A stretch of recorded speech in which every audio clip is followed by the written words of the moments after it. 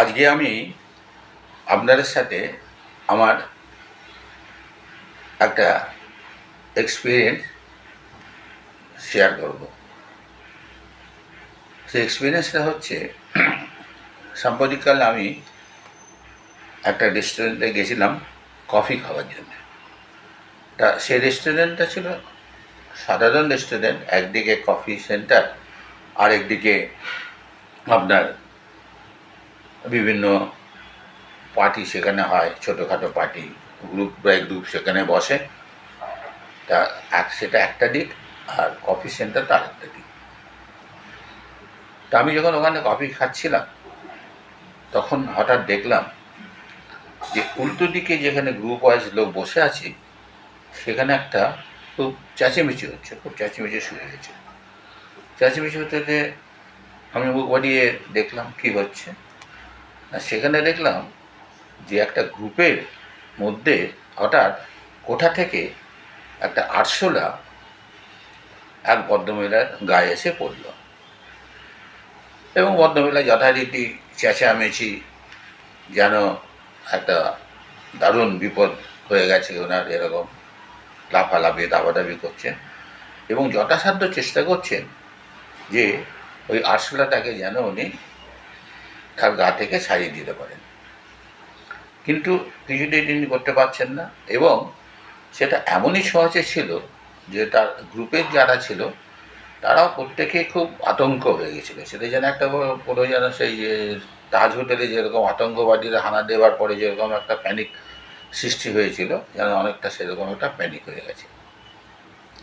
যাই হোক, এই করতে করতে ভদ্রমহিলা অনেকক্ষণ বাদে তো ওই আরশোলাটাকে কোনো রকমে নিজের গা থেকে সরিয়ে দিল, কিন্তু সে আরশোলাটা গিয়ে পড়লো আরেক ভদ্রমহিলার গায়ের উপরে। এবারে সেই ভদ্রমহিলা যথারীতি আগের মতোই ড্রামা শুরু করে দিল, উনিও লাফালাফি চেঁচামেচি করা শুরু করলেন, এদিকে ছিটকে যাচ্ছেন ওদিকে ছিটকে যাচ্ছেন। ঠিক এই সময় এই গণ্ডগোলটা শুনে ওই রেস্টুরেন্টের একজন ওয়েটার সেখানে এলো।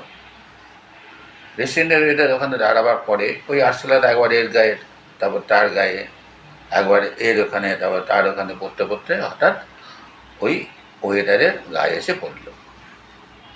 কিন্তু ওয়েটারটা এখানে স্থির হয়ে সে আগে দেখলো যে আরশোলাটার গতিবিধি কোন দিকে যাচ্ছে। এইরকম আস্তে আস্তে দেখে কিছুক্ষণ বাদে ও যখন কনফিডেন্ট হয়ে গেল, ও আরশোলাটাকে ধরল, ধরে রেস্টুরেন্টের বাইরে ছুঁড়ে ফেলে দিল, এবং আস্তে আস্তে পুরো জায়গাটা শান্ত হয়ে গেল। ঠিক সেই সময় আমি অপর প্রান্ত থেকে কফি খেতে খেতে ভাবছিলাম যে আচ্ছা, এই যে ক্যাওস যে সৃষ্টি হলো, এই ক্যাওসটা কি এই আরশোলাটার জন্যেই হলো? এই আরশোলাটাই কি এর জন্য দায়ী? কিন্তু আরশোলাটাই যদি এর জন্য দায়ী হয়, তাহলে ওয়েদারটা তো ডিস্টার্ব হলো না, ওয়েদারটা তো ঠিক সুন্দরভাবে কম্পোজড হয়েতে আরশোলাটাকে ধরে আরশোলাটাকে সে বাইরে বার করে দিল এবং কোনো প্রবলেম হলো না। তাহলে কি আরশোলাটা দায়ী? তখন আমি বুঝলাম যে না, আরশোলাটা তো দায়ী না, দায়ী হচ্ছে এই ভদ্রমহিলারা, যারা এই প্রবলেমটাকে ঠিকমতো হ্যান্ডেল করতে পারেনি। কিন্তু এই ওয়েদারটা প্রবলেমটাকে হ্যান্ডেল করতে পেরেছিল বলেই আর কোনো প্রবলেম রইল না। ঠিক সেই সময়ে আমার মাথায় আরেকটা চিন্তা হলো, আমরা যখন ছোটোবেলাতে প্রচুর বাবা মার শাউটিং পেয়েছি, তারপরে বিবাহের পরে আমাদের বউদের থেকে অনেক শাউটিং পেয়েছি, চাকরি বাকরির জীবনে আমরা আমাদের বসেদের কাছে অনেক শাউটিং পেয়েছি। এই যে শাউটিংগুলো পেয়েছিলাম, এই শাউটিংগুলো কিন্তু আমাদের ডিস্টার্ব করেনি। তাহলে ডিস্টার্ব কোনটা করেছিল? ডিস্টার্ব করেছিল এই শাউটিং থেকে যে ডিস্টারবেন্সটা হয়েছিল, সেই ডিস্টারবেন্সটাকে আমরা প্রপারলি হ্যান্ডেল করতে পারিনি, সেটাই ওদের ডিস্টার্ব কাজ করেছিল। আসলে ওদের ডিস্টার্বটা ডিস্টার্ব নয়, ডিস্টার্বটা হচ্ছে যে ওদের শাউটিংয়ের জন্য যে ডিস্টারবেন্সটা ক্রিয়েট হচ্ছে সেই ডিস্টারবেন্সটাকে আমরা প্রপারলি হ্যান্ডেল করতে না পারা। যেমন রাস্তাঘাটে অফিসে যাওয়ার সময় অনেক সময় খুব ইম্পর্টেন্ট যখন অ্যাপয়েন্টমেন্ট থাকে তখন যে ট্রাফিক জ্যাম হয়, ট্রাফিক জ্যাম হলেই আমরা ভীষণ ডিস্টার্ব হয়ে যায়। কিন্তু আমি পরে বুঝলাম যে এই ট্রাফিক জ্যামের ডিস্টার্বেন্স নয়, ট্রাফিক জ্যামের জন্য যে ডিস্টারবেন্সটা ক্রিয়েট হয় সেই ডিস্টারবেন্সটাকে প্রপারলি যে আমরা হ্যান্ডেল করতে পারি না, সেটাই হচ্ছে আমাদের পক্ষে ক্যাওসের সৃষ্টি করে। তার মানে হচ্ছে যে প্রবলেমের থেকেও আমাদের রিয়াকশান টু দ্য প্রবলেম, সেটাই হচ্ছে আমাদের জীবনের ক্যাওসের সৃষ্টি করে। তাই এক্ষেত্রে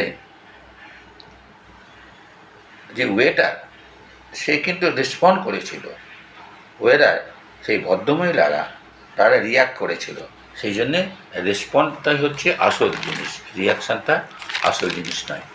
এক্ষেত্রে সেই জন্যে বলা হয়েছে যে it is said try to respond instead trying to react.